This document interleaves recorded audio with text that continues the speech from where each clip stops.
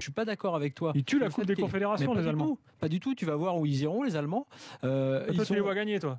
Ils peuvent gagner. Avec moi, je vois plus le Chili ou le Portugal. Ils peuvent gagner avec cette équipe-là, même s'ils la gagneront. Déjà, ils ont dû galérer contre l'Australie, déjà. Mais non, mais ils n'ont pas galéré en fait contre l'Australie. Ils sont deux étages au-dessus et ils ont eu des sautes justement liées un peu justement à ce manque d'expérience. Mais non, ils galèrent pas. L'équipe, moi, je préfère voir le verre à moitié plein, Gilbert. Tu as la chance, contrairement à nous en équipe de France, où Deschamps va en Suède avec l'équipe des vieux briscards et où il met pas Dembélé, Mbappé, eux ils te disent écoute, nous l'équipe en gros on a des certitudes, on sait à peu près qui on va mettre l'an prochain, mais on a sur 4-5 postes, enfin 4-5 places plutôt dans le groupe, on a encore des places à gagner, on va challenger tout le monde. Oui, mais sauf que lui il le présente pas comme ça. Ben si. Ben non, Joachim Löw il te dit non, mais la saison est longue, il y a trop de matchs, moi les mecs sont fatigués, moi je les laisse à la maison, parce que la Coupe des Confédérations. En gros, il considère ça comme une sous-compète et il amène une équipe. En gros, le problème du PSG, c'est quand vous voulez un grand coach, vous êtes obligé de prendre le 7e choix avec Laurent Blanc à cette époque-là. Enfin, la dernière fois, quand vous voulez un directeur sportif, vous prenez le 2e ou le 3e choix, même s'il est très bon, parce que finalement ils ont du mal à venir. Quand vous voulez un joueur, ils vous font du bluff pour se faire augmenter dans leur club comme Neymar et sans doute Cristiano cette année, parce qu'en fait ils n'ont aucune envie de venir. Et j'en passe, il y en a eu pas mal comme ça. C'est comme ça. Ils sont pas encore à l'égal des autres. Ils vont peut-être le devenir. Ils ont un problème de gouvernance, ils le savent. Ils commencent à régler les trucs en structurant le club de mieux en mieux avec la cellule de recrutement et avec Antero Henrique. Mais il y a des vieux dossiers qui traînent, comme malheureusement Aurier qui les a plombés aussi depuis le début, comme maintenant Verratti.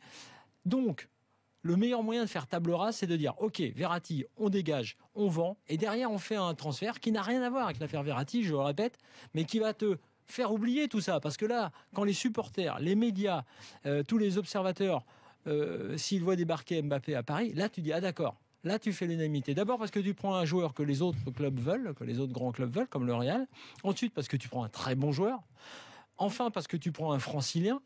Et encore parce que tu prends un gars qui va, en termes d'image, puisque dans sa communication et tout, il est irréprochable et qu'il va sans doute jouer la Coupe du Monde avec les Bleus, qui va te donner un nouvel élan au projet.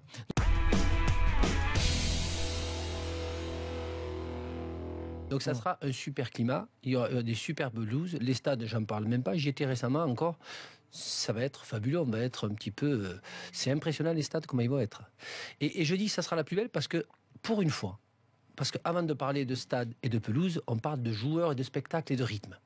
Pour une fois, on va avoir des joueurs qui vont arriver novembre-décembre, pas cuits, pas fatigués, pas épuisés, pas harassés physiquement, avec tout un championnat qui est très dur, plus une finale de Champions League.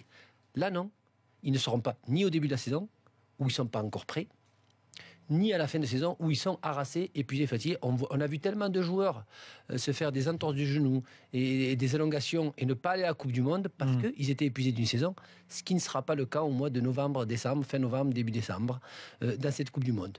Deuxièmement, il n'y aura plus du tout de trajet pour les joueurs.